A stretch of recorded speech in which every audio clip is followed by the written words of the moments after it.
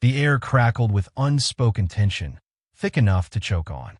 One wrong word, one misplaced glance, and the carefully constructed facade of civility on Capitol Hill could shatter. For Jasmine Crockett and Karoline Leavitt, that breaking point arrived not in a heated debate on the House floor, but in the sterile, beige hallway outside their offices, captured by a shaky cell phone video that would ignite a national conversation. Jasmine Crockett didn't raise her voice. She didn't have to. What she said shook Karoline so hard, it sparked one of the most talked-about moments on Capitol Hill. You think we're just supposed to let that slide? Jasmine Crockett's voice was calm, too calm. Her aides could hear the tension underneath, the kind of silence that builds before thunder. She was standing just outside room 113 of the Rayburn House office building, phone in one hand, staring at a still image frozen on the screen. Karoline Leavitt, mid-sentence during last night's televised segment on cable news. Her expression was sharp, her words even sharper. Jasmine had replayed the clip at least 5 times. It wasn't just the content, it was the tone. There was something smug in it, detached, like Karoline knew what she was doing and didn't care who it hurt. The segment had aired during prime time. Karoline was a guest on America This Week, and, as usual, the host was all too happy to let her run unchecked. Midway through the show, Karoline leaned forward and dropped a line that sparked 1,000 reposts within minutes. People like Crockett aren't interested in unity. They feed off division. It's their brand. People like Crockett. That phrase echoed. Jasmine didn't need a translator to know what that meant. It wasn't subtle, and while she was no stranger to political cheap shots, this one hit differently. Not because it was new, because it wasn't. It was tired, predictable, and still just as dangerous. Her aide, Malik, hovered nearby. "You good?" he asked quietly. "I'm fine," Jasmine answered, but she wasn't, not really. She stepped off the elevator and started walking down the long beige hallway toward Karoline's office. It was time to stop letting these things go unanswered. She wasn't going to shout, she wasn't going to curse, but she was going to speak clearly and directly. The hall was busier than usual for a Wednesday afternoon in D.C., staffers moving fast, phones ringing, people passing in and out of committee rooms. Jasmine's heels tapped clean and hard against the floor, each step counting slightly. A few interns noticed her, not just because she was well known, but because she looked like she had something to say. Karoline's door was open. She was standing just inside with 2 aides, flipping through a manila folder, clearly unaware of the approaching storm. Jasmine stopped at the threshold. "Karoline," she said, "can we talk?" The room went still. Karoline looked up, blinked. "Jasmine," she replied, forcing a smile, "of course. What's on your mind?" It was fake, the kind of fake you learn to spot when you've spent years in politics, and even longer being underestimated. Jasmine stepped in. "I watched your interview last night. Heard what you said." Karoline crossed her arms. "Which part?" "You said I feed off division." Jasmine replied evenly. "You called me a brand." Karoline chuckled, like it was all a joke. "Jasmine, come on. That was commentary, political theater. You know how this works." "I do." Jasmine nodded. "And I also know when someone's being careless with their words." Behind them, the hallway had begun to slow. Aides, reporters, assistants, they could feel the energy shift. People weren't eavesdropping, not exactly, but ears were definitely turned. Karoline glanced around. "You really want to do this here?"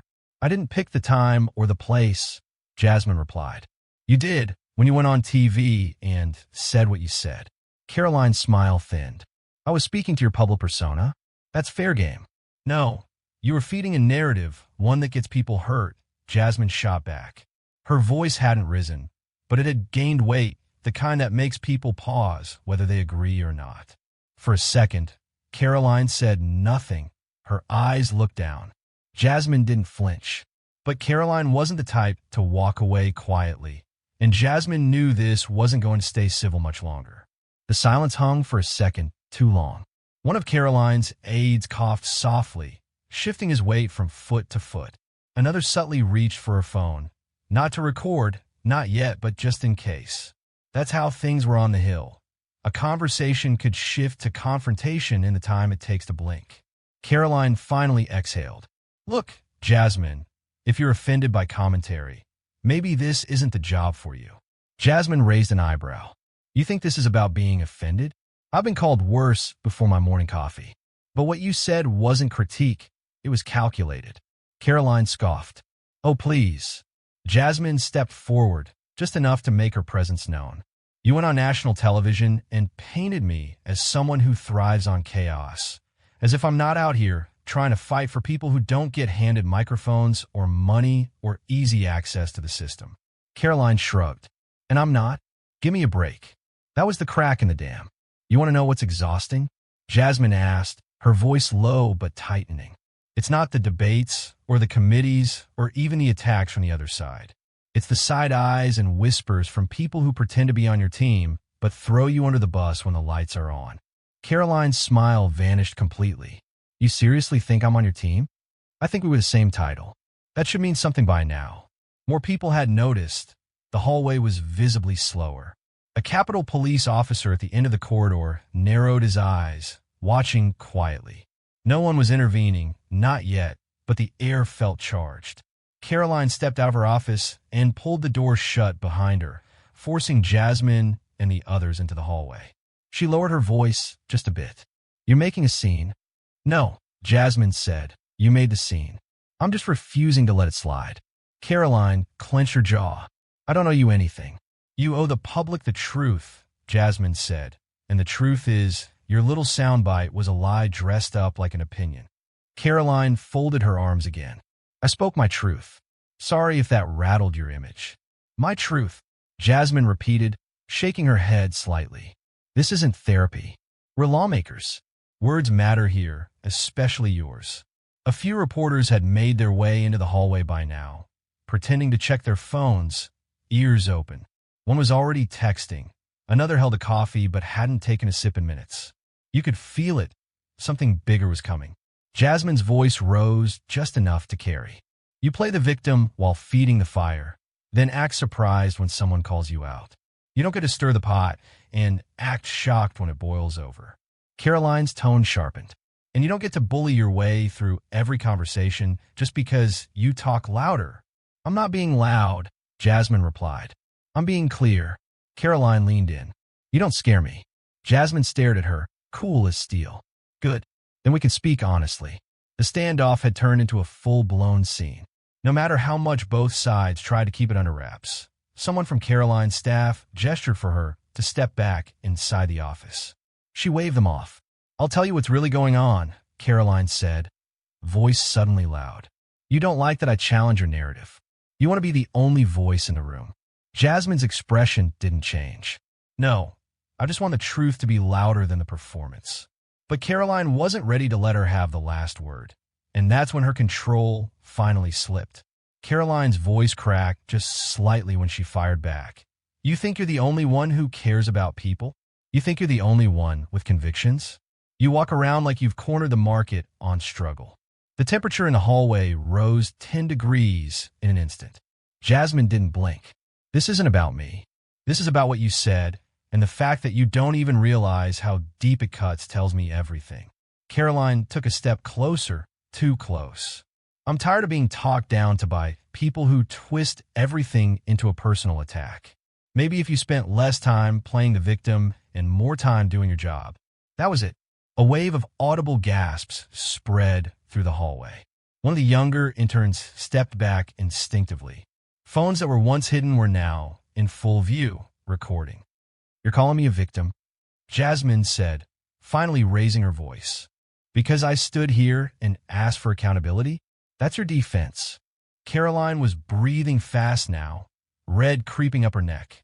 You cornered me in a hallway and tried to make me answer to a headline. I don't owe you an apology for saying what I believe. Jasmine didn't back up. You're not in trouble for believing something.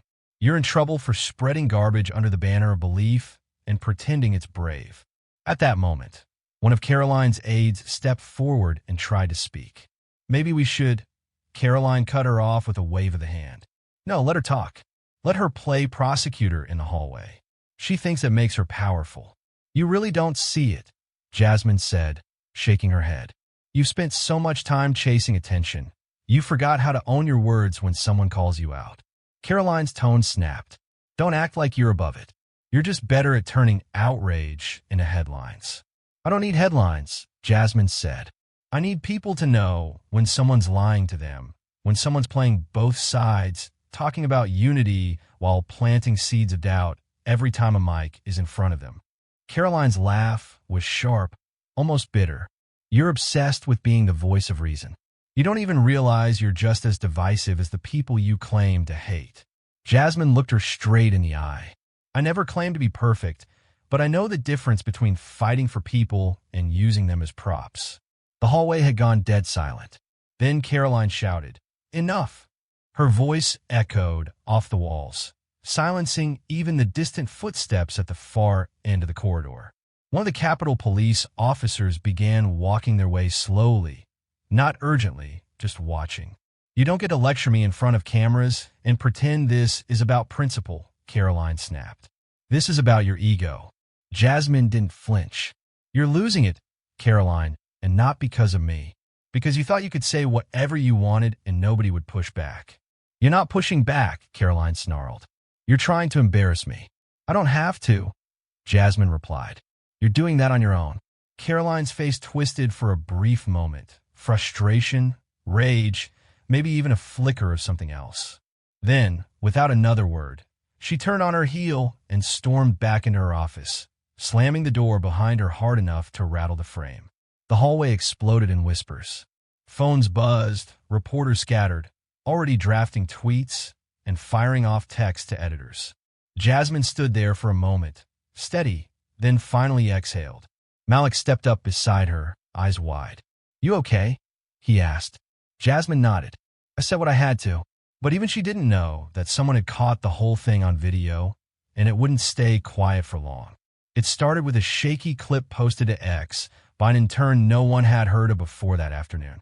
The video lasted only 46 seconds, but it caught enough. Karoline's raised voice, Jasmine's steady stance, and that door slam at the end, loud and unmistakable. Within the hour, it had over 100,000 views. By nightfall, it was trending. News outlets picked it up before they even had time to verify it. Headlines were cautious but provocative. Heated exchange between Leavitt and Crockett caught on camera. Pundits on both sides began speculating, spinning the footage into their own narratives. Some called it passion, others labeled it a meltdown. But what everyone agreed on was this. Something real had happened in that hallway, and people were paying attention. Jasmine hadn't planned to speak on it publicly. She figured it would die down by morning. It didn't. She was pulled into a meeting the next morning with her chief of staff, her comms director, and a legal advisor. They're asking for a comment, her comms director said, scrolling through their inbox. Every outlet, from NPR to that blogger in Bakersfield. Jasmine rubbed her temples. We shouldn't feed it. I get that, the advisor said gently, but the narrative's already writing itself. If you stay silent, they'll fill in the blanks. She nodded slowly, then finally said, put together a short statement. One paragraph, calm, measured. Make it about accountability, not personal attacks. That afternoon, Jasmine posted the statement to her official page. It read, what was said to me on national television was not just political commentary. It reflected a dangerous pattern of casual disrespect toward the communities many of us represent. I spoke up not to stir controversy, but to demand that words carry the weight they deserve, especially from those in power. It didn't take long for responses to pour in. Some praised her restraint. Others accused her of grandstanding. Her inbox was a mix of thank you notes and veiled threats. The internet had its own pulse, and once it started beating, there was no slowing it down. Karoline, on the other hand, went silent. Her team put out a vague press release calling the event a distraction from real issues and refused to take questions. That only fueled the fire. Behind closed doors, her office was in panic mode. Staffers were told to stay off social media. One aide was seen crying in the hallway, though no one could confirm if it had anything to do with the incident. The weight of being on the wrong side of a viral moment wasn't just about optics. It could cost careers. And while the news cycle can be ruthless and fast, there was something different about this story. It wasn't just about politics. It was about power, about who gets to speak without consequence and who pays for speaking at all. In a diner outside Columbus, Ohio, A retired teacher named Norma watched the clip on her tablet while stirring cream into her coffee. "That young lady stood her ground," she said to the waitress. "More people need to do that." In a barber shop in Tulsa, a group of men debated the moment like it was a heavyweight fight. "Leavitt lost it," one of them said. Crockett didn't even raise her voice. That's how you win a room. But in a small campaign office in Sioux Falls, Karoline sat alone with her phone, scrolling through comments she wouldn't admit stung. "Can't handle pressure. Unfit for leadership." Unraveled the moment she got pushed. She tossed the phone on the table and stared at the wall. Her chief of staff entered quietly. "The committee wants to know if you're still planning to attend the briefing tomorrow." Karoline didn't answer at first. Then finally she said, "Tell them I'll be there." But showing up wouldn't fix the damage, and the questions waiting for her were only getting sharper. The next morning, Jasmine sat in her office before sunrise, sipping lukewarm tea that had been reheated twice already. The window behind her framed a sliver of dawn over the Capitol dome, but her mind wasn't on the view. She was tired, not from the exchange itself, but from everything that came after, the noise, the assumptions, the people trying to twist the moment into something it wasn't. Malik stepped in quietly and placed a file on her desk. "Schedule for today. Briefing at 10, subcommittee at 1. "Anything unusual?" she asked without looking up. "Press will be circling again," he said carefully. "Leavitt's expected to show. Rumors she might speak." Jasmine sighed. "Of course she will." She leaned back in her chair, letting the silence sit for a minute. Her mind drifted to a memory she hadn't thought about in years. Her first city council meeting back in Fort Worth. She was fresh out of law school, sharp-tongued, idealistic, and about to make her first public comment. An older councilman, after hearing her speak, had leaned toward his mic and said with a grin, "You'll learn, Miss Crockett, passion doesn't always translate to leadership." She had smiled back and replied, "Neither does age." Back then, she thought that moment would be the hardest she'd face. She was wrong. Now, years later, the stakes were different. Every word carried weight. Every pause could be misread. And yet, the lesson remained the same. Speak, even when your voice shakes, especially then. Meanwhile, across the building, Karoline sat alone in a conference room, reading through talking points her team had drafted. Words like misunderstood, taken out of context, and regret. The tone leapt off the page. None of it felt right. She had spent the last 48 hours caught between defending herself and wrestling with something she didn't want to name. Guilt, embarrassment, maybe just the sting of losing control in a place where control is currency. A knock came at the door. Her senior aide stepped in, tentative. "The cameras are already set up outside the chamber. You sure you want to go in?" Karoline didn't answer at first. Then she folded the talking points in half and stood. "Let's not over-rehearse. If I'm going to speak, I should speak for real." Her aide hesitated.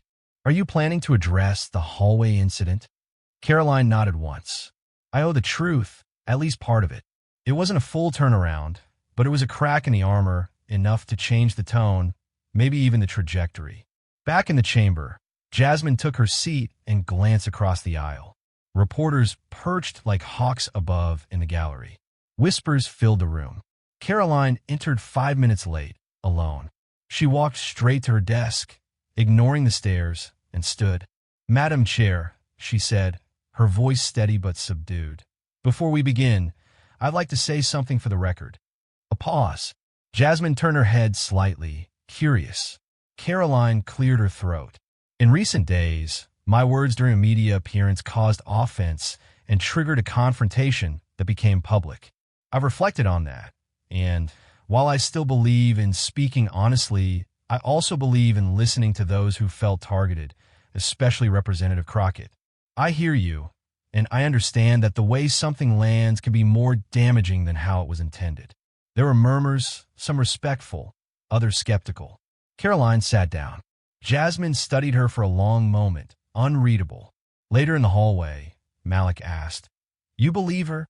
Jasmine shrugged. "I believe she said something she didn't have to say. That counts for something. But this wasn't closure, not yet. There is still one more moment coming that neither of them saw coming." 3 days later, Jasmine was back home in Texas for a weekend roundtable with high school students and local organizers. It was hot, loud, and slightly chaotic, just the way she liked it. Folding chairs squeaked across the tiled floor of a local community center in Arlington, and every few minutes someone spilled water, laughed too hard, or jumped in without waiting for a mic. During a break, a young girl named Alea approached her, maybe 16, with box braids and oversized glasses. She held a wrinkled notebook and spoke with the kind of intensity Jasmine recognized in herself. "Can I ask you something real quick?"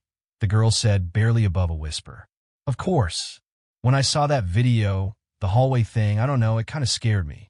Not cause of the yelling, but because it made me wonder if standing up for yourself always turns into a fight." Jasmine paused. She sat down and motioned for Alea to sit beside her. "It doesn't always turn into a fight, but it does come with risk. Not everyone will clap for you. Some folks will twist your words, talk over you, try to make you feel small. But you didn't back down." Jasmine smiled faintly. "No, I didn't. Because sometimes you're not speaking just for you. Sometimes you're speaking for people who never got the chance." Alea looked down at her notebook, flipping it shut carefully. "I want to do what you do someday." Jasmine looked her in the eyes. "Then start now. Ask questions. Be loud when it matters. And remember, don't confuse kindness with silence." Meanwhile, back in D.C., Karoline was standing outside a local news station studio, staring at the blinking red light above the door that read "On Air." She had agreed to a one-on-one interview. No talking points, no handlers in the wings, just her, a chair, and a list of questions she didn't get to see in advance. Her campaign advisor had tried to talk her out of it. "You don't need to open old wounds," they warned. "Move on. Let it fade." But Karoline wasn't ready to let it fade. Something had shifted. Maybe not her beliefs, but the way she saw herself within the storm. The interviewer didn't waste time. "Representative Leavitt, what happened in that hallway has been viewed over 5 million times. Do you regret it?" Karoline didn't flinch. "I regret how I handled it, yes." "Which part?" "The part where I reacted instead of responding. I let pride speak louder than purpose." That sentence landed heavy. She wasn't crying. She wasn't trying to reinvent herself. But for the first time, she wasn't dodging. The public saw that, and in a political landscape littered with half-truths and over-polished apologies, that small crack in the surface felt like something real. After the segment aired, comments flooded in. Some still accused her of being performative, but others, even some of her critics, admitted they saw something they hadn't before: vulnerability. Not long after, Jasmine got a short email. No subject line, just a few sentences. "I meant what I said on the floor. Doesn't fix everything, but I'm trying. Maybe one day we'll talk again without an audience." Jasmine didn't reply. Not because she didn't appreciate it, but because not everything needs an answer right away. Later that week, at another event, someone asked her what she thought about the fallout. Jasmine gave a small shrug. "I think people confuse conflict with chaos. Sometimes conflict is what pushes truth to the surface. And if we're lucky, it helps us grow, even if it's messy. But the truth is, moments like this don't end in headlines. They live on in what we do next, and who's watching when we think no one is." The hallway confrontation faded from a 24-hour news cycle, as such moments often do. Yet, its resonance lingered, a quiet reminder of the power dynamics that underpin public discourse. The lesson wasn't about who won or lost the exchange. Instead, it illuminated the precarious tightrope that public figures walk, the constant negotiation between conviction and consequence, between speaking truth to power and managing the inevitable backlash. It underscored the enduring truth that while sound bites and headlines capture a moment, true impact lies in the slow, often unseen work of accountability, understanding, and the courage to speak, even when the cameras are off.